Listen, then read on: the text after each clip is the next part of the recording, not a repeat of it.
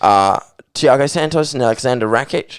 Now, I'm excited for this one because Aleksander Rakic, when the last time he fought, he absolutely dismantled was his Anthony Smith with his leg kicks. His leg kicks were so vicious. Now, over the years now, right up till now, leg kicks and calf kicks are becoming an increasingly prominent piece of every fighter's arsenal, and some of the best ones like master it.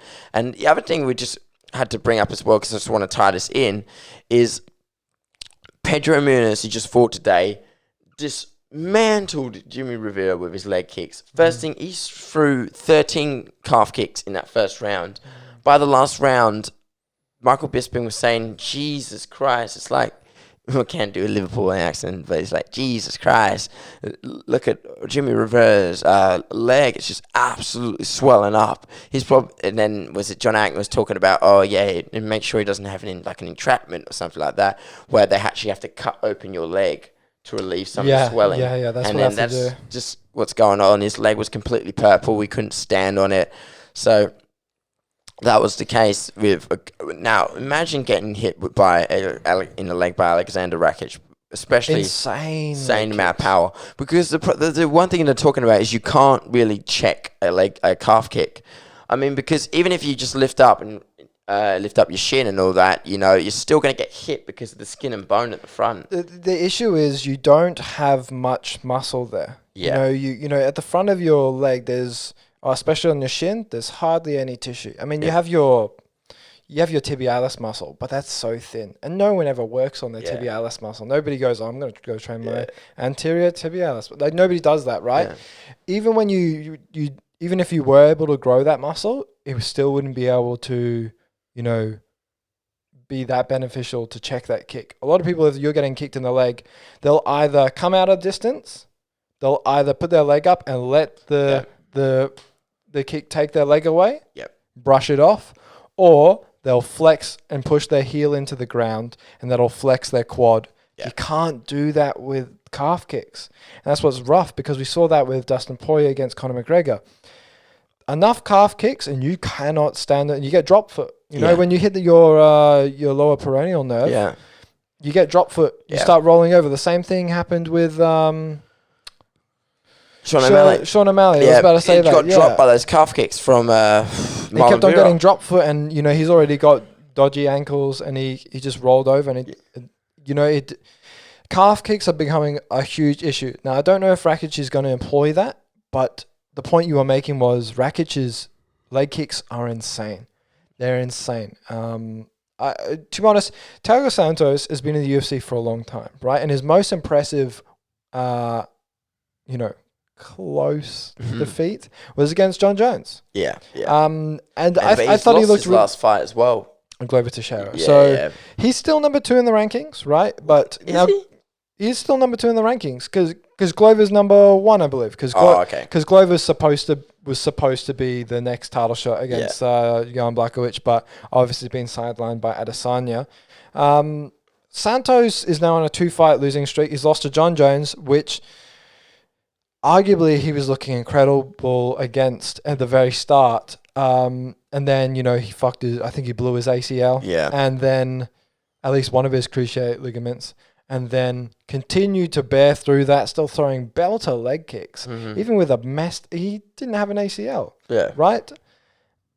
He did incredibly well against John Jones. Not even arguably, he is the GOAT of the light heavyweight division. Certainly one of the best ever to do it. Obviously lost by submission to Glover Teixeira. I believe that was, let me look, 3rd round rear naked choke. Look, I think Santos is so durable. You can't, you can't take anything away from him. His pressure on the feet is so good.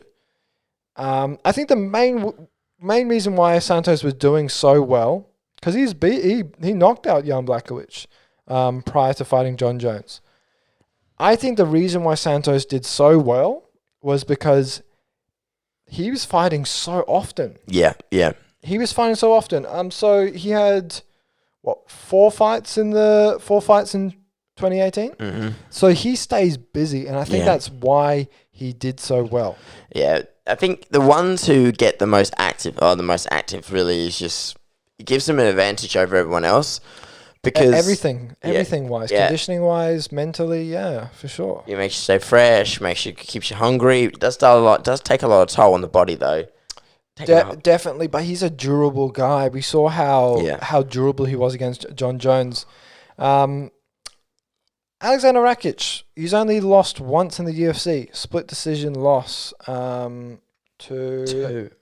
Volkan Ozdemir. So, you know, that was a split decision loss back in the end of 2019, December 21st. So, you know, he's got 2 losses on his record. His other loss was his debut, not in the UFC, just his professional MMA debut he lost to by submission.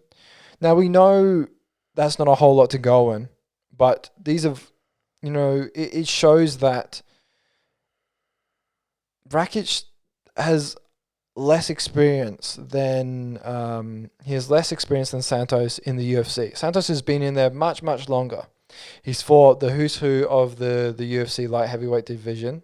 Even fought at middleweight, actually.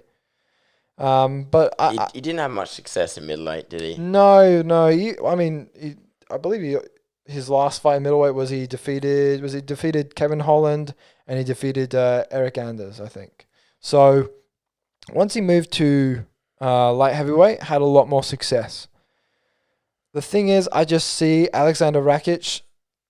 I know he's a little bit newer he's got less experience than Santos in the UFC.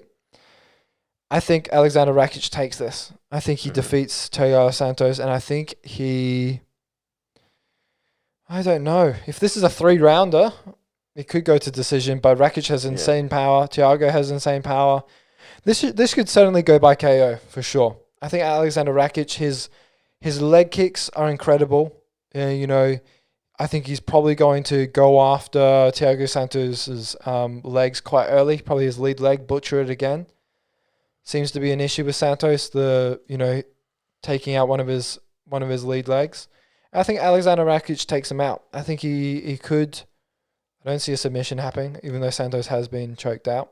I think either he chokes him out or he goes to it by a decision, since it's only a 3-rounder. But Aleksander Rakic all the way. I think he's so impressive. He's also got really fluid movement, but he's fast. His speed is really, really, really good. It's just you can't count out Santos. He's so durable. Just one of those shots could turn his lights out. So close fight. Yeah. Close fight. I think I would go with Rakic on this one. Yeah, me too. Rakic by decision? I'd say decision. Rakic by decision. I think Santos is so durable. I think he's durable, but I just don't think he's going to want to risk too much now that he's coming off a loss to Teixeira. Yeah, perhaps. Yeah. He might slow it down a little bit, might not headhunt as much. Could utilize his grappling. He is a big light heavyweight. I have no idea how he got to middleweight in the first place. He's a huge guy. I would say Rakic's technique is just better on the feet, and I usually root for technique. Technique usually